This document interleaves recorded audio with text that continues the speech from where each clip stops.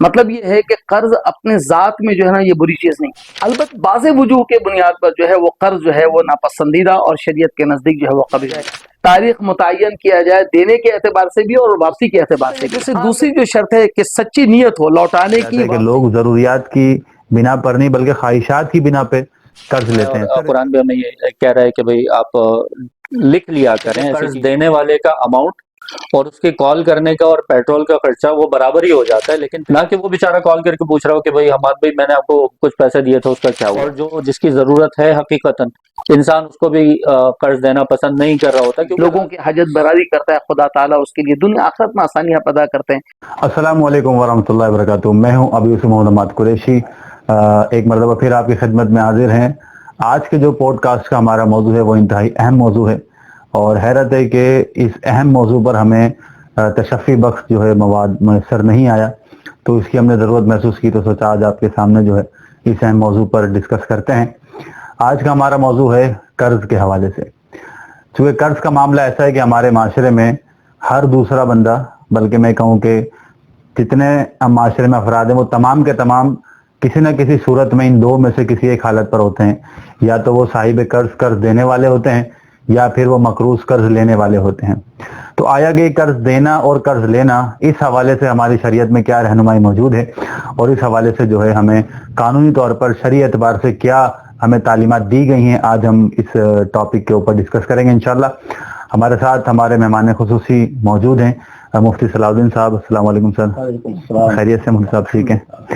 اور دوسرے ہمارے سر واجد صاحب ہیں، عبدالواجد صدیقی، خیریت سے ہیں واجد بھائی؟ آپ ٹھیک ہیں؟ تو پچھلی پوڈ کاسٹ ہمارا ماشاءاللہ بہت اچھا اس کا رسپانس رہا، تو آپ کا بھرپور پیار بھی ملا، تو اس وجہ سے ہم اس بات پہ آمادہ ہوئے کہ مزید اس سلسلے کو جاری رکھنا چاہیے۔ تو ٹاپک کو شروع کرتے ہیں بلا کسی تاخیر کے۔ جیسے کہ آپ کے علم میں بھی ہے کہ یہ قرض کا ایسا معاملہ ہے جو ہر شخص جو ہے معاشرے میں اس سے دو چار ہوتا ہے کسی نہ کسی اعتبار سے۔ تو سب سے پہلے ہم بنیادی طور پر اس بات کو سمجھ لیتے ہیں کہ قرض جو ہے اس کی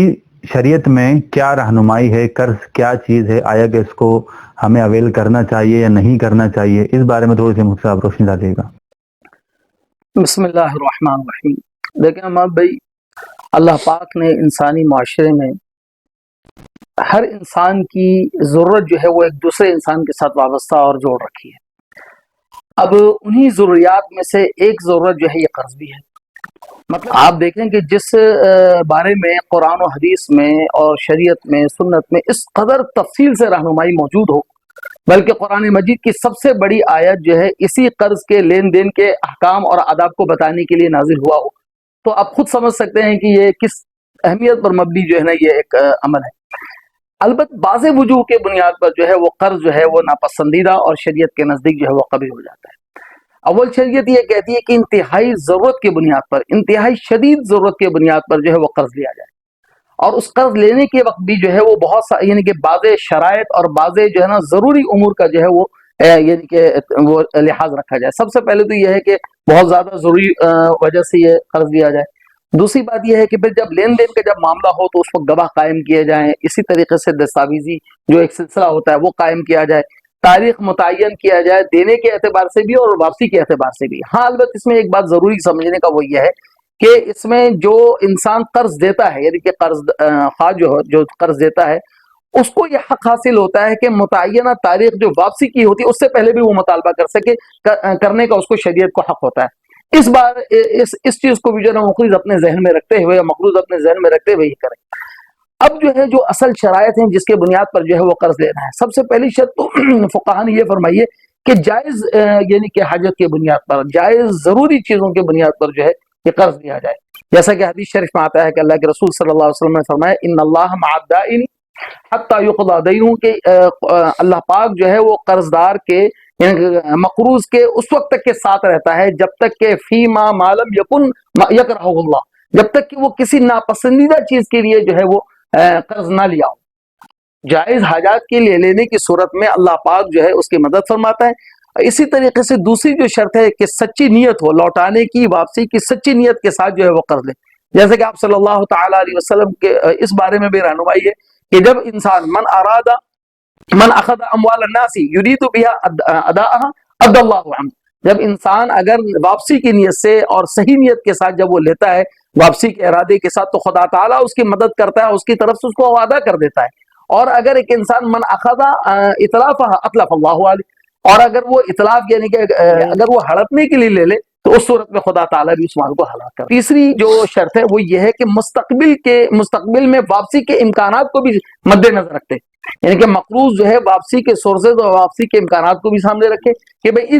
میرے پاس یہ سورسز ہیں، یہ امکانات ہیں جو میرے پاس واپسی پیسے آ سکیں گے۔ جیسا حضرت موسیٰ اشعری رضی اللہ عنہ کی روایت ہے، حضرت نے فرمایا کہ آپ علیہ الصلوۃ نے فرمایا کہ لا احب ان يتحمل، میں ہرگز اس بات کو پسند نہیں کروں گا، لا احب ان يتحمل بامانۃ ما ليس عنده، کہ میرے پاس اگر کوئی استطاعت نہ ہو واپسی لوٹانے کی تو میں اس امانت کا یا اس قرض کا بوجھ کبھی ہرگز نہ اٹھاؤں۔ تو ان وجوہ اور ان شرائط کے بنیاد پر، ان آداب اور اس کے مطابق اگر کوئی قرض لیتا ہے تو کوئی اس میں حرج کی بات نہیں ہے۔ بالکل سر جی، آپ کی بات سے جو ہمیں سمجھ میں آئی وہ یہ کہ فی نفسی قرض جو ہے وہ منع نہیں ہے،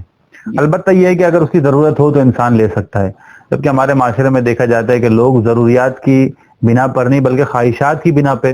قرض لیتے ہیں۔ سر اس کے بارے میں آپ کیا کہنا چاہیں گے؟ بالکل، میں استاد محترم مفتی صاحب کی بات سے بھی اتفاق کرتا ہوں اور آپ کی بات سے بھی اتفاق کرتا ہوں۔ البتہ کچھ ایسے بھی لوگ ہیں جو کہ اپنی بنیادی ضروریات کے لیے قرض لیتے ہیں، لیکن جس طرح سے مفتی صاحب نے فرمایا کہ اس کو ادائیگی کی کوئی صورتحال کوئی ترتیب ذہن میں دے کر نہیں رکھتی کہ کس طرح سے ادا کیا جائے گا۔ اور سرفراز شاہد ایک بڑے مشہور شاعر پاکستان میں گزرے، انہوں نے حسنہ اور حسنہ کو بڑے اچھے طریقے سے استعمال کیا۔ وہ یہ کہتے ہیں کہ ادھار کیا دیا ہم نے ایک شخص کو، دوستی میں وہ تو رخنا بن گیا، رو رہے ہیں ہم مگر ہنستا ہے وہ، قرض حسنہ قرض حسنہ بن گیا۔ تو سرفراز شاہد صاحب کی یہ شاعری بڑی مجھے یاد آتی ہے ایسے موقع پر۔ اور عام طور پر ہم نے اپنے معاشرے میں دیکھا بھی ہے کہ جب کوئی قرض لینے کے لیے مختلف لوگوں سے رابطہ کرتا ہے تو بہت سارے لوگ منع کرتے ہیں، اور پھر اگر کوئی شخص قرض دے دے تو وہ قرض لینے کے بعد جتنے لوگوں نے اس کے ساتھ بدسلوکی کی ہوئی ہوتی ہے وہ ساری کی ساری بدسلوکی کا بدلہ اس شخص سے لیتا ہے جس نے قرض دے دیا۔ اب جیسے مفتی صاحب نے فرمایا اور قرآن بھی ہمیں یہ کہہ رہا ہے کہ بھئی آپ لکھ لیا کریں، ایسی چیز کے لیے کوئی دستاویز تیار کر لیا کریں۔ تو اگر آپ کسی سے یہ کہتے ہیں کہ دستاویز بنا لیتے ہیں، چلیں ہم لکھ لیتے ہیں، کوئی گواہ بنا لیتے ہیں، تو سب سے پہلے آپ کو یہ کہے گا آپ کو ہم پہ بھروسہ نہیں ہے کہ میں آپ کو لوٹا دوں گا۔ اب یہاں بھروسے کی بات نہیں آتی ہے، اکثر ہم جس طرح سے معاشرے میں ایکسپیرینس کرتے رہتے ہیں کہ جتنے چکر لگاتے ہیں قرض دینے والا قرض لینے والے سے، جتنی کالز کر رہے ہوتے ہیں، میرا خیال ہے کہ اکثر ایسا ہو جاتا ہے کہ قرض دینے والے کا اماؤنٹ اور اس کے کال کرنے کا اور پیٹرول کا خرچہ وہ برابر ہی ہو جاتا ہے، لیکن پھر بھی قرض دینے والے کو قرض لینے والے کو جو ہے وہ یہ خیال نہیں آتا کہ اسے لوٹا دیا جائے۔ اور پھر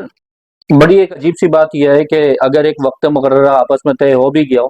تو کم از کم کوئی گنجائش نہیں بن پا رہی ہو، تو جس نے قرض لیا ہوا جو مقروض ہے وہ کم از کم صاحب قرض کو یہ بتا دے، آن ٹائم خود اپڈیٹ کر دے، نہ کہ وہ بیچارہ کال کر کے پوچھ رہا ہو کہ بھائی میں نے آپ کو کچھ پیسے دیے تھے اس کا کیا ہوا۔ تو اس صورت میں بڑے واقعات ہم معاشرے میں دیکھ رہے ہوتے ہیں۔ ایک دفعہ ایک صاحب کے ساتھ، میں یہاں پہ نام مینشن نہیں کرنا چاہوں گا، صاحب کے ساتھ یہ واقعہ پیش آئے، وہ زکوٰۃ کی اپنی کیلکولیٹ کر رہے تھے۔ ابھی رمضان کا مہینہ چل رہا ہے تو بات ذہن میں آئی کہ زکوٰۃ کی کیلکولیشن کر رہے تھے۔ انہوں نے ایک شخص کو قرض دیا ہوا تھا تو انہیں یاد نہیں تھا کہ کتنا قرض دیا ہوا تھا، کیونکہ دستاویز تو ہمارے معاشرے میں بڑا ایک معیوب بات سمجھی جاتی ہے۔ انہوں نے میسج کر کے پوچھا کہ بھائی آپ بتا دیں کہ آپ پر کتنے پیسے میں نے دیے ہوئے ہیں، آپ کو کتنے پیسے مجھے واپس کرنے ہیں تاکہ میں کم از کم زکوٰۃ کیلکولیٹ کر لوں۔ تو اس شخص نے جواب دیا کہ بھائی آپ کی زکوٰۃ 250 روپے بنتی ہے۔ اب یہاں پہ بتانے کا مقصد یہ تھا کہ اگر وہ شخص 10,000 روپے کہتا ہے کہ مجھے آپ کے 10,000 روپے ادا کرنے ہیں تو تھوڑا سا اس کو بھاری لگتا ہے یا مشکل لگتا، لیکن اس نے سامنے والے کا مذاق اڑاتے ہوئے، مطلب جس نے قرض دیا ہوا ہے اس کو الٹا کہہ دیا کہ بھائی آپ کی زکوٰۃ کے پیسے 250 روپے بنتے۔ تو معاشرے کا یہ عالم ہے کہ جہاں پر قرض دینا ایک بڑا مشکل کام ہو گیا، اور پھر اس کی وجہ سے ایسا ہوتا ہے کہ قرض دینے والوں کے اتنے بیڈ ایکسپیرینسز ہو جاتے ہیں کہ جو لوگ جنہیں واقعتاً ضرورت ہے ان سے بھی ایک بیڈ ٹیسٹ آ جاتا ہے، پھر بندہ محتاط ہو جاتا ہے، اور جس کی ضرورت ہے حقیقتاً انسان اس کو بھی قرض دینا پسند نہیں کر رہا ہوتا، کیونکہ لازمی ہے کہ مال کی ضرورت، پیسوں کی ضرورت ہر کسی کو ہے، اور اپنے لمیٹڈ ریسورسز سے کچھ پیسے آپ نے جوڑے ہوئے ہوتے ہیں جو کسی کی آنت کے لیے، کسی کی مدد کے لیے استعمال کرتے ہیں۔ لیکن جب اس طرح کے بیڈ ٹیسٹ آ جائیں سوسائٹی سے تو پھر بڑا مشکل ہو جاتا ہے کسی ضرورت مند کی بھی ضرورت کو پورا کرنے کے لیے ریڈی رہنا۔ اللہ کے عرش الہی میں جو ہے جگہ دینے کا وعدہ ہے کہ صدقے کا 10 گنا اجر اور قرض کا 18 گنا اجر جب دیکھا تو حضرت جبرائیل امین سے سوال کیا کہ جبرائیل یہ کیا ہے؟ ابن ماجہ کی روایت ہے۔ مسلمان کی ایک انسانیت کی مدد میں ہی آتا، تو فرشتوں نے اس سے سوال کیا کہ تمہیں کیا چیز ہے جس نے بخشوا دیا؟